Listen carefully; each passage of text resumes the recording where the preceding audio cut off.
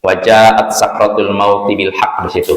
Jadi pada ayat-ayat sebelumnya Allah menyinggung tentang datangnya sakratul maut. Sakratul maut datang dengan benar, membawa kebenaran, membawa kabar tentang akhirat. Dan itu yang selama ini membuat orang-orang lari. Kematian membuat orang-orang lari menghindar dari kematian. Lalu Allah menyebutkan, dan ditiupkanlah sangkakala, itu trompet, ditiupkan sangkakala, ditiup oleh Israfil, dan itulah hari ancaman, hari terlaksananya ancaman. Jadi ketika ditiupkan sangkakala, semua manusia terkejut, semuanya kaget. Dan ketika itulah ancaman yang selama ini Allah berikan benar-benar terwujud dan terjadi. Kemudian Allah mengabarkan bahwasanya setiap orang, setiap jiwa akan datang disertai sang penggiring dan sang penyaksi. Penggiring ini maksudnya siapa? Malaikat yang menggiringnya, ya. Sedangkan sang penyaksi ada dua penafsiran, bisa maknanya malaikat yang menyaksikan amalan kita, atau artinya anggota perbuatan kita. Nanti akan bersaksi atas segala perbuatan kita. Lalu pada ayat berikutnya, yaitu ayat ke-22, Allah menyatakan, laqad kunta fi ghaflatin min hadza. Dulu engkau berada dalam kelalaian tentang ini. Artinya dulu ketika di dunia engkau lalai tentang ini, tentang akhirat, melalaikan akhirat. Fakashafna anka ghita'ak, maka pada hari ini kami singkap darimu penutupmu, keraguan-raguan disingkap. Fabasarukal yauma hadid, maka pandanganmu pada hari ini begitu tajam. Artinya yang selama ini didustakan oleh orang kafir, maka di akhirat nanti pandang mereka tajam. Apa yang mereka dustakan, mereka ingkari, ternyata benar-benar nampak di depan mata mereka. Mereka bisa melihatnya dengan begitu nyata dan jelas. Nah ini ya, ini maksudnya ya. Jadi pada hari kiamat nanti pandangan mereka tajam. Kenapa tajam? Karena nampak apa yang selama ini mereka dustakan di depan mata mereka. Tidak ragu lagi. Adapun di dunia, akhirat nampak tidak? Surga, enggak nampak kan? Samar, ya, tersembunyi, itu perkara gaib. Gaib itu artinya sesuatu yang tidak tampak. Sedangkan ketika nanti di akhirat, menginjakkan kaki kita di akhirat, nampak jelas. Akhirat itu nampak, surga neraka ditampakkan, sirat nampak nanti, mizan timbangan nampak. Nah ini semua suatu yang didustakan oleh orang kafir, maka di akhirat nanti tampak di depan mata mereka dengan begitu jelas. Makanya Allah katakan pandanganmu pada hari itu tajam. Kenapa? Nampak di depan mata mereka, tidak samar lagi. Nah itulah beberapa ayat yang kita bahas pada pertemuan sebelumnya. Berarti kita sekarang masuk ayat berikutnya, yaitu ayat ke-23.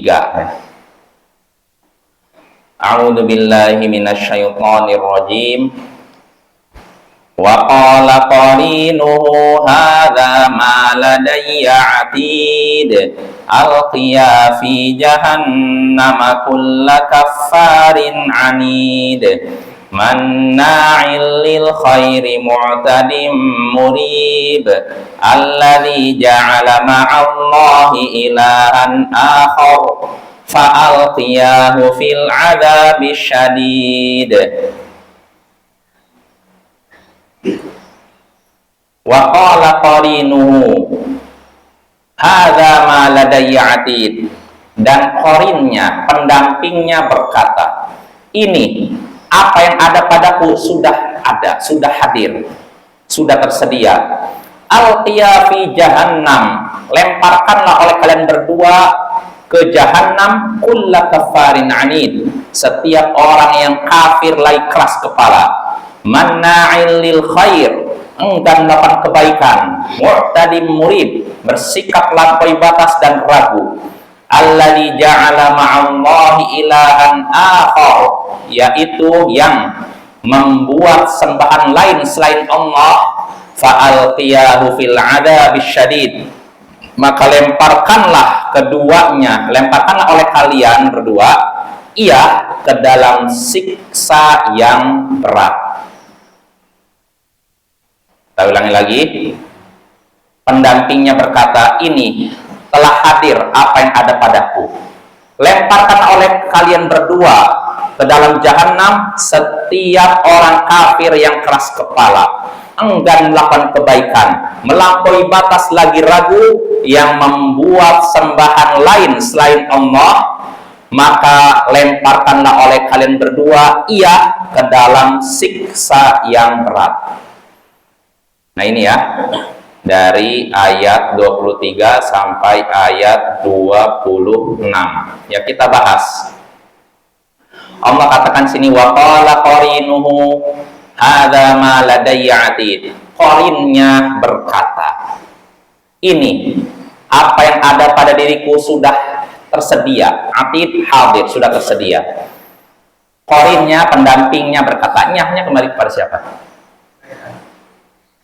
Kenapa? Malaikat. Pendampingnya, nyahnya kembali mana? Manusia ya. Orang yang ada hubungan sebelumnya. Allah katakan pada ayat sebelumnya, sungguh engkau sudah lalai dari ini. Siapa ini? Orang-orang kafir ya. Di sini berkata pendampingnya, pendamping orang kafir. Pendamping di sini maksudnya apa? Al-malakul muwakkalu bihi, yaitu malaikat yang mendampinginya ketika di dunia. Kan malaikat mendampingi manusia kan? Ya enggak? Mencatat semua perbuatan dan perkataan mereka. Berkata qarinnya di sini kepada Allah, hadza ma ladayya atid. Inilah apa yang ada padaku sudah atid, sudah hadir, sudah tersedia. Maksudnya ini catatan amal dia ini sudah tersedia nih, gitu maksudnya. Jelas Bapak ya? Di sini qarinnya malaikat nanti di hari kiamat nanti akan menghadap Allah sambil nih catatan amal dia sudah tersedia nih, ada padaku. Lalu Allah katakan, alqiya fi jahannam, lemparkanlah ke dalam jahanam oleh kalian berdua kulla kafarin anid, setiap orang yang kafir lagi keras kepala. Di sini kalau Imam Al-Mahal menyatakan fayuqalu li Malik, dikatakan kepada Malik. Malik itu siapa? Penjaga jahanam kan, penjaga neraka kan. Alqiya fi jahannam, lemparkanlah oleh kalian berdua ke dalam jahanam setiap orang kafir. Pertanyaan Malik ini satu apa dua? Satu apa dua? Dua. Berarti ada dua malaikat namanya Malik dan Malik.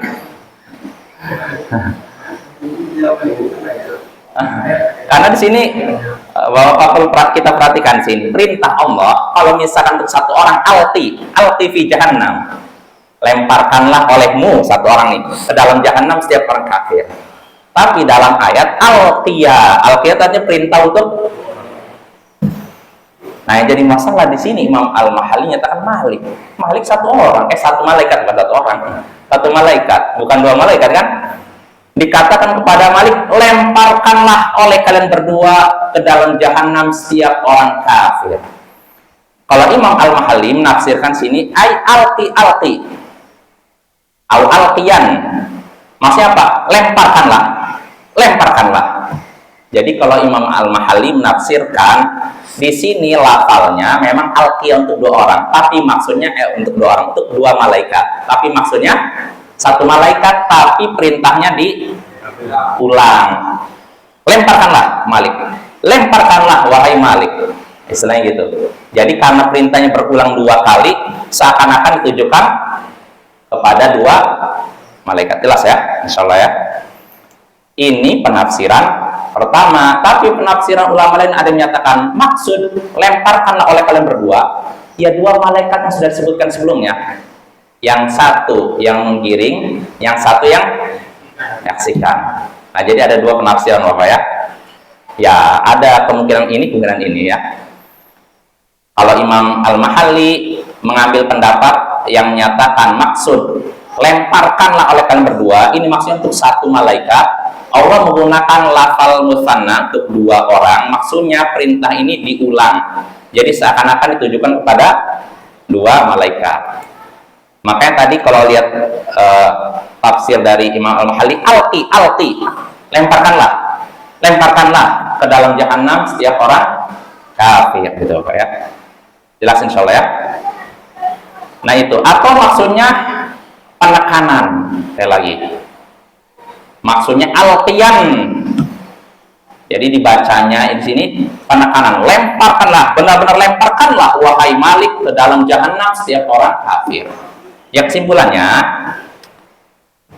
perintah di sini ada dua penafsiran. Perintah untuk melemparkan ke dalam jahanam setiap orang kafir, bisa perintahnya untuk Malik satu malaikat saja, bisa maksudnya perintahnya untuk dua malaikat. Siapa yang dilemparkan? Yang Allah suruh dilemparkan ke dalam jahanam, Allah sebutkan kulla kaffarin anid. Setiap orang yang kafir lagi anid. Anid diterjemahkan apa kalau orang terjemah? Keras kepala kan? Atau apa? Keras kepala kan ya? Di sini Allah katakan mu'anidun lil haq, menentang kebenaran. Anid itu ya keras kepala. Artinya udah dijelaskan gak mau. Nah ini orang kalau keras kepala repot Bapak ya. Nggak usah kita terlalu berlama-lama sama orang yang keras kepala. Jadi kalau kita udah jelaskan ayat Al-Quran, hadis, misalkan ada orang tetap nggak mau, udah ingatkan. Jangan buang-buang waktu untuk berdebat. Lain halnya kalau orangnya memang tidak tahu, dijelaskan gini, loh, berarti ayat ini maksudnya apa? Oh maksudnya gini. Terus kalau hadis ini bagaimana? Aduh, kita jelaskan, nggak masalah. Karena ada orang yang bertanya karena ingin tahu, dan ada yang bertanya untuk apa? Mendebat atau istilahnya apa? Mau debat kusir dan semacamnya. Ini jangan. Kalau ada orang model itu tinggalkan ya. Kita tidak diwajibkan berdebat dengan orang tersebut. Ya, kita berdebat sama orang yang memang mencari kebenaran, bukan mencari pembenaran. Nah, Allah di sini menyuruh Malik atau dua malaikat untuk melemparkan ke dalam jahanam setiap orang kafir yang lagi keras kepala, menentang kebenaran. Ini sifatnya nih, kafir. Kafir artinya apa? Mengingkari ya, asalnya mengingkari. Anid, keras kepala. Bukan cuma mengingkari dalam keadaan sudah tahu ya, itu benar. Allah menyuruh malaikat Malik atau dua malaikat untuk melemparkan ke dalam jahanam orang yang memiliki beberapa sifat berikut ini. Pertama, kafir. Kedua, keras kepala. Manna'il lil khair, menahan kebaikan, atau bisa diterjemahkan enggan melakukan kebaikan. Khair di sini kebaikan, kata Imam Al-Mahalli zakat, seperti zakat. Jadi manna'il khair, khair itu kebaikan. Kebaikan ini bisa maknanya apa? Harta. Apa ayat yang menyebutkan bahwa kebaikan adalah harta? Ibrahim. Wa innahu lihubbil khairi lasyadid. Allah menyebutkan sifat manusia. Manusia itu sangat mencintai kebaikan. Kebaikan sih maksudnya apa? Harta.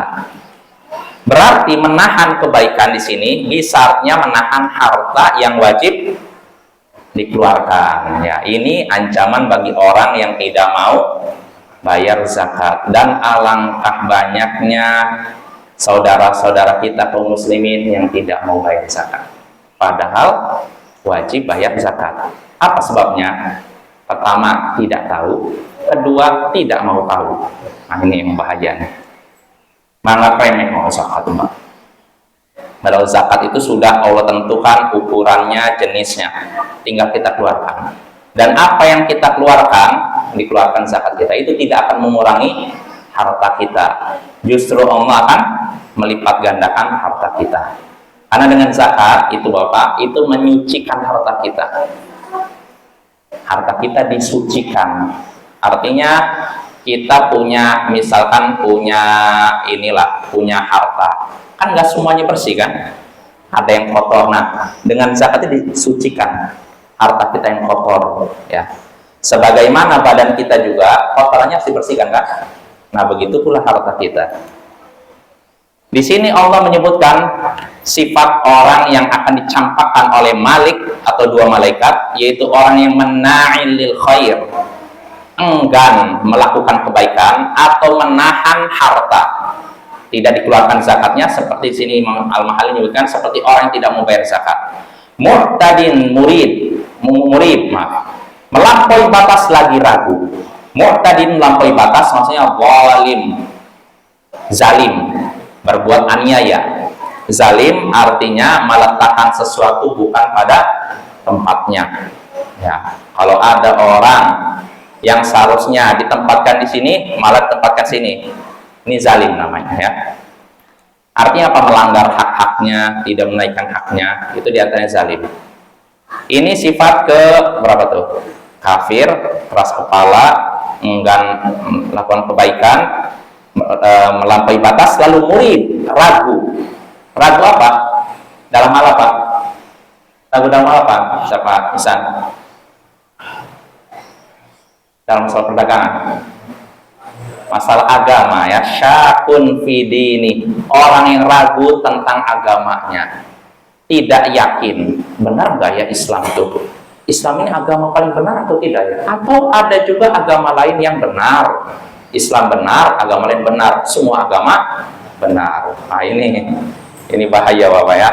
Kalau kita meyakini seperti itu, batalah syahadat kita. Hati-hati, ya. Jangan kita mau jadi orang yang sok toleransi tapi dengan mengucapkan kata-kata kufur. Karena sebagian orang zaman sekarang ingin nampakkan toleransi kepada umat lain tapi menggunakan kata-kata kufur. Seperti tadi, oh semua agama benar, semua agama menuju surga yang sama. Benar ya? Masa kita mau disamakan, yang satu mengesahkan Allah, satu menyebutkan Allah, semuanya masuk surga? Nggak mungkin lah.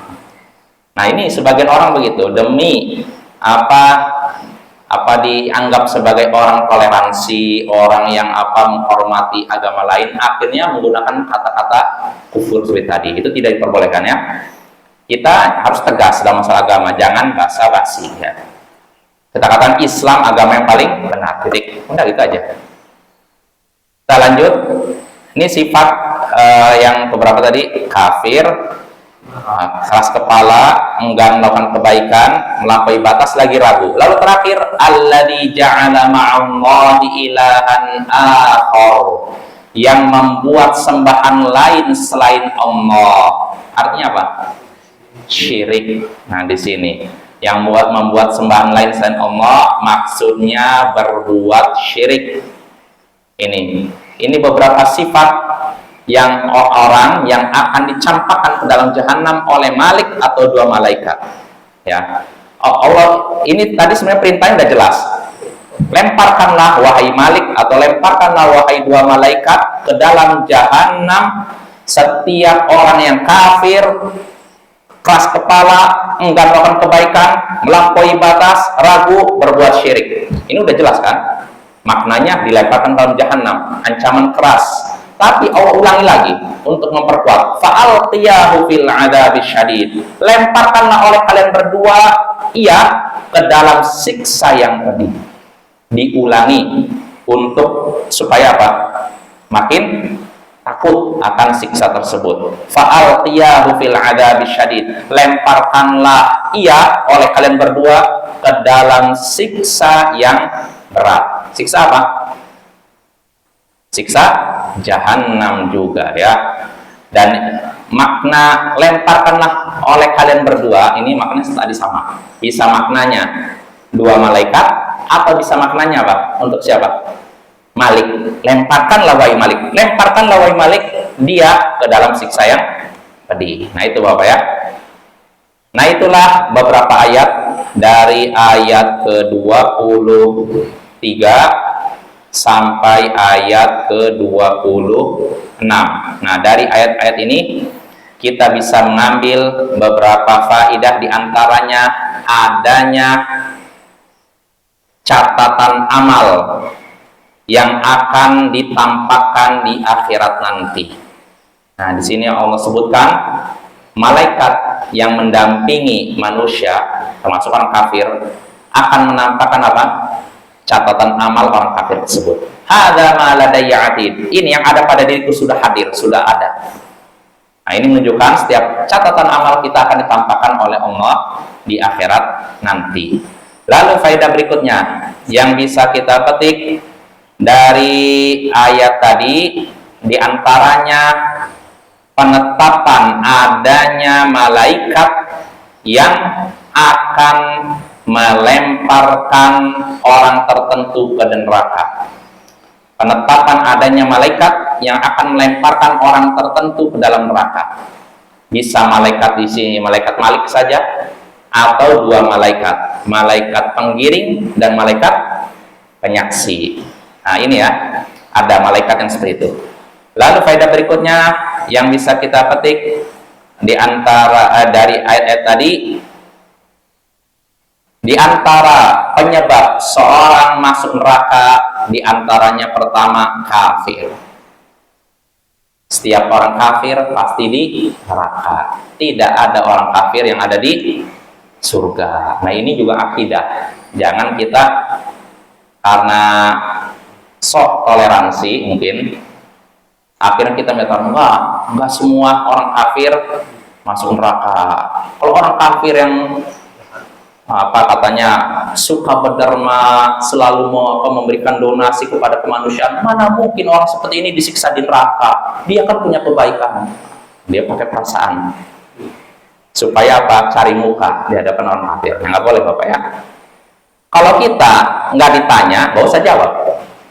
Tapi kalau kita ditanya oleh orang, kalau ada orang kafir melakukan kebaikan gini, di mana tempatnya? Jawabannya apa, Bapak? Apa? Wah, kita semua agama itu mengajarkan kebaikan, semua dibikin sama. Apa kita jawab? Jawab aja, di neraka selesai. Ada seorang Bapak, seorang Buya di Jogja, dari Sumatera Barat ya. Buya ini, dia tinggalnya di Jogja. Dia ngajar di Jogja, bahkan sampai meninggal pun di Jogja. Buya ini seorang dosen di sebuah universitas yang dianggap Islam lah. Suatu hari si Buya ini didatangi dua mahasiswa Nasrani, didatangi, dia yang cerita beliau sendiri, saya dengar sendiri. Ditanya, ngomongnya bukan Buya, istilahnya kalau sana tuh Ustadz ya, atau ya, profesor ya, beliau profesor. Prof, kami mau bertanya, kami kalau mati di mana? Di surga apa di neraka? Kaget si Buya ini, kaget, loh kok nanya ke saya? Ditanya, kalian disuruh siapa? Dijelasin, oh ini ternyata yang mengarahkan dua mahasiswa ini orang liberal. Bapak tahu liberal kan? Liberal itu yang meyakini semua agama sama, semua agama menuju surga yang sama. Nah, maka ditanya kepada Buya ini, kalau kami meninggal dalam keadaan seperti ini, kami di mana? Maka apa jawaban Buya ini? Di neraka. Selesai, kabur dia. Nah, dia tegas Bapak ya, dalam masalah akidah nggak usah kita basa-basi, nggak jelas. Nggak jelas. Kalau kita ditanya jawab, tapi kalau tidak ditanya tidak usah ngomong, karena itu nggak ada manfaatnya juga kan. Ya, tapi kalau kita memang ditanya, ya jawab apa adanya.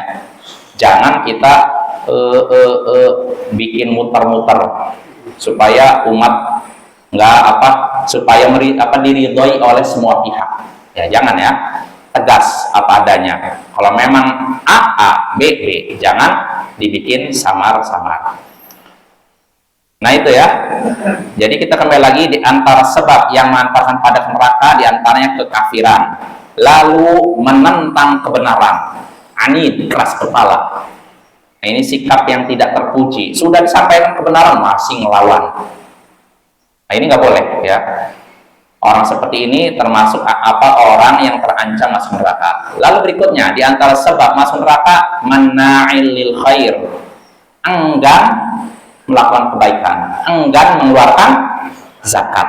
Nah, hati-hati nih. Kalau memang kita sudah wajib bayar zakat, bayarlah.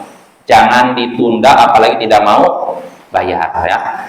Dan Zakat ukurannya, jenisnya sudah kita bahas kan? Ya, tinggal kita pelajari dan kita beritahukan kepada saudara-saudara kita.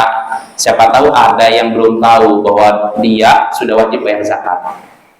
Karena ada sebagian orang merasa saya belum wajib bayar zakat, ternyata sudah wajib. Dan ada lagi orang yang merasa wajib bayar zakat padahal tidak wajib bayar zakat. Nah, ini juga perlu ilmu ya.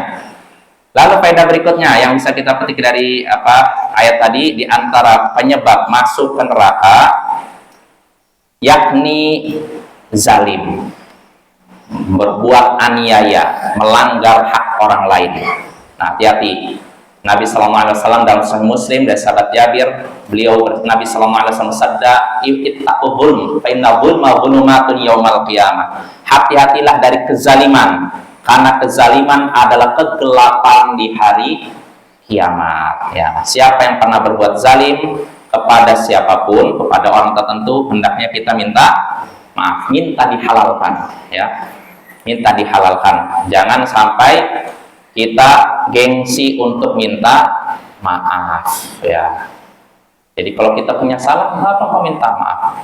Daripada nanti diselesaikan di akhirat. Kalau di akhirat kita mau bayar pakai apa, Bapak? Kalau di dunia masih bisa, kan? Saya minta maaf ya, tolong maafkan saya. Yaudah, saya mau maafkan tapi harus bayar ini. Masih bisa kita usahakan kan? Bayar uang atau mungkin kita ngomong apa masih bisa.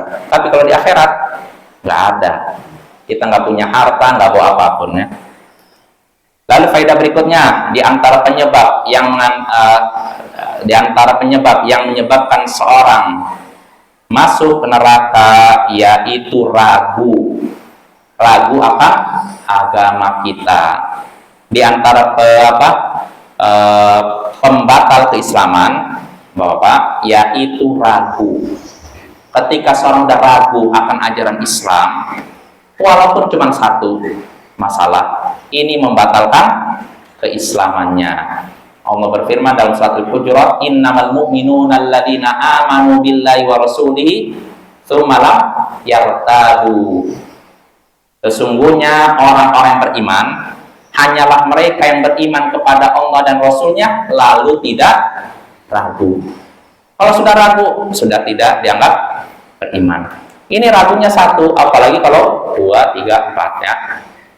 Jangan sampai kita meragukan perkara yang sudah jelas dalam Islam yang disebutkan dalam Al-Quran. Begitu juga hadis. Meragukan perkara yang sudah jelas, ini bisa, walaupun disebutkan dalam hadis, ini bisa menyebabkan seorang keluar dari Islam. Contohnya, meragukan adanya siksa kubur. Ada nggak orang yang meragukan siksa kubur? Ada orang yang aku muslim. Hati-hati. Ini bisa mengeluarkan seorang dari Islam. Sebagian orang kan kayak gitu. Mana ada siksa kubur? Coba taruh perekam. Ada suaranya nggak? Nggak ada kan? Nggak ada siksa kubur. Terus ketika disebutkan hadis bahwasanya makam orang yang beriman akan dilapangkan, dibongkar makam, mana tetap kok utuh seperti ini. Ini orang-orang bodoh ya, menyamakan perkara gaib dengan perkara yang bukan gaib. Lalu faedah berikutnya yang bisa kita petik dari ayat tadi, di antara penyebab yang menyebabkan seorang masuk neraka yaitu syirik. Ya, Allah sebutkan alladzi ja'ala ma'allahi ilahan akhar, yaitu orang yang membuat sembahan lain selain Allah. Orang yang berbuat syirik bisa masuk neraka. Maka waspadalah dari syirik yang besar maupun kecil ya. Syirik dosa paling besar di antara dosa-dosa besar. Syirik ada syirik besar, syirik kecil. Yang kecilnya itu lebih besar daripada dosa-dosa besar lainnya. Ya, maka hati-hatilah kita dari perbuatan syirik. Nah, itulah beberapa faedah yang bisa kita petik dari ayat-ayat tadi, yaitu dari ayat ke-23 sampai ayat ke-26. Nah, sekarang kita masuk ayat berikutnya, ayat 27. A'udzu billahi minasyaitonir rajim. Qala qarinuhu rabbana ma atghaytuhu walakin kana fi dhalalin ba'id. Qala la takhtasimu ladayya wa qad qaddamtu ilaikum bil wa'id ma yubaddalul qawlu ladayya wa ma ana bidhallamin lil 'abid. Ke sini aja. Dari ayat ke-27 sampai 29. Qala qarinuhu, pendampingnya berkata, Rabbana ma atghaitu, wahai Tuhan kami, aku tidak menyesatkannya, walakin kana fi dhalalin ba'id, akan tapi dia sendiri yang berada dalam kesesatan yang jauh. Allah berfirman, la takhtasimu ladai, jangan kalian bertengkar di hadapanku. Wa qad qaddamtu ilaikum bil wa'id, dulu sungguh aku telah memberikan peringatan kepada kalian sejak dulu. Aku telah menampakkan, sudah memberikan peringatan kepada kalian, ancaman kepada kalian sejak dulu. Ma yubaddalul qawlu ladai, perkataan pada diriku tidak akan ditukar, tidak akan diubah. Artinya keputusan yang ada padaku tidak akan diubah. Wa ma ana bidhallamin lil 'abid, dan aku sekali-kali tidak menzalimi hamba-hambaku. Jadi terjemahan semuanya, pendampingnya berkata, wahai Tuhan kami, aku tidak menyesatkannya, akan tapi dia sendiri yang berada dalam kesesatan yang jauh. Allah berfirman, jangan kalian bertengkar di hadapanku, sungguh aku sudah memberikan kepada kalian ancaman dari dulu, sejak dahulu kala.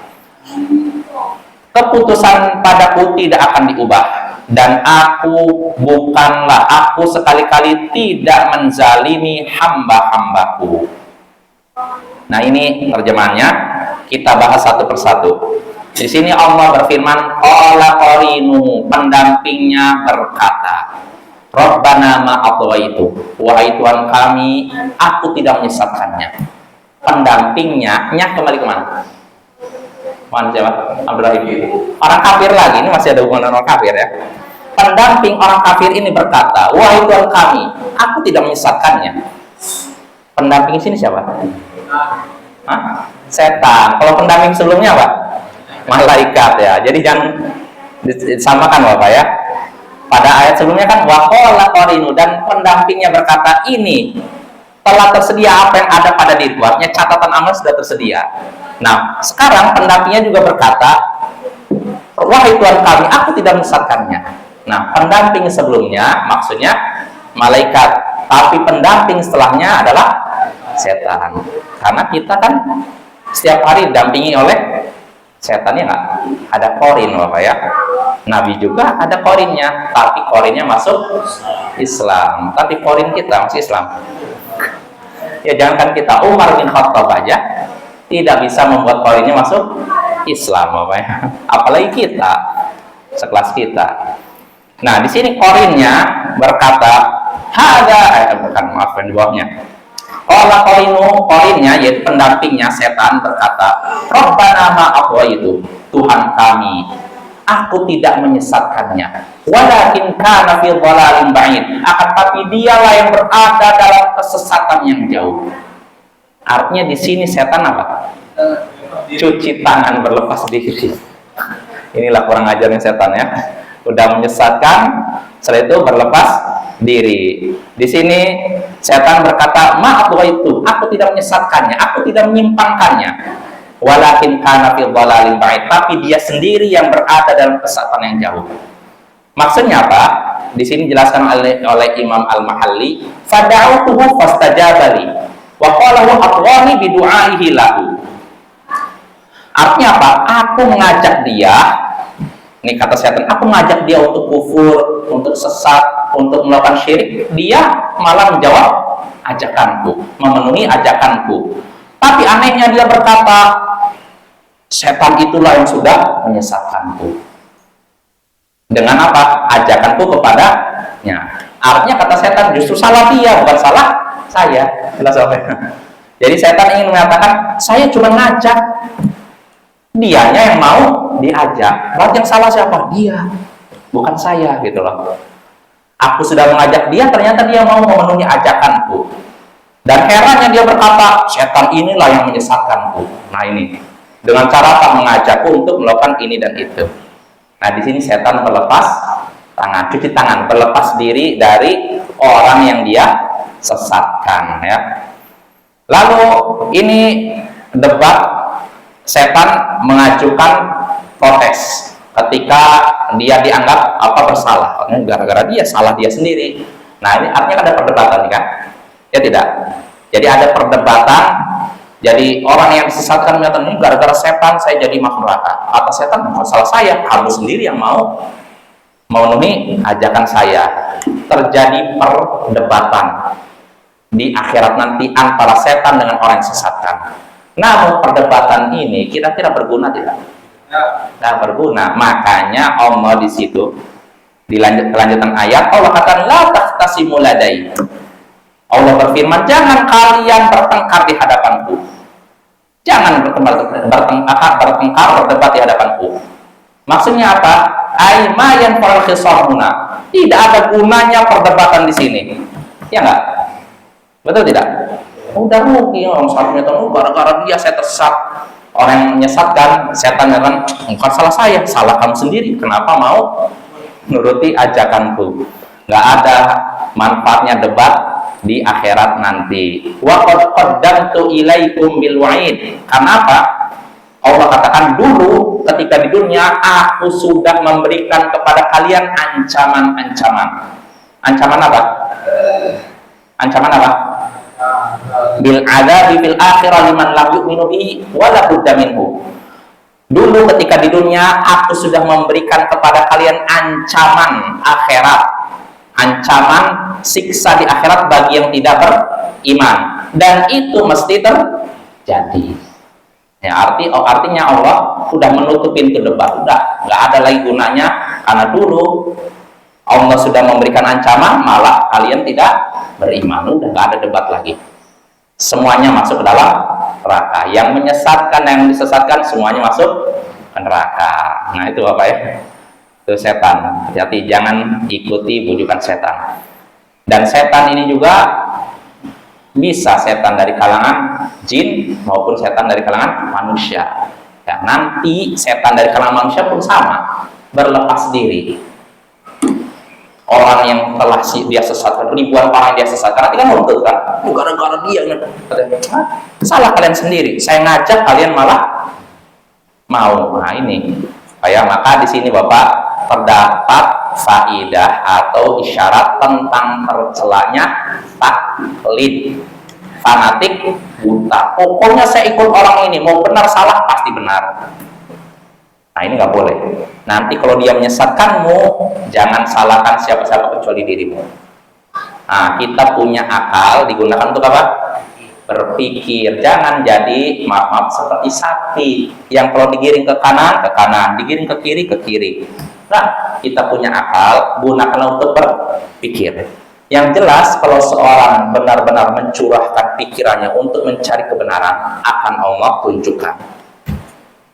Ini kalau seorang ikhlas niatnya mencari kebenaran, akan Allah tunjukkan, Bapak ya. Cuman sebagian orang nggak terlalu peduli, nggak terlalu perhatian dengan itu. Karena apa? Udah fanatik buta di kepalanya, itu sehingga menghalangi dia untuk mencari apa?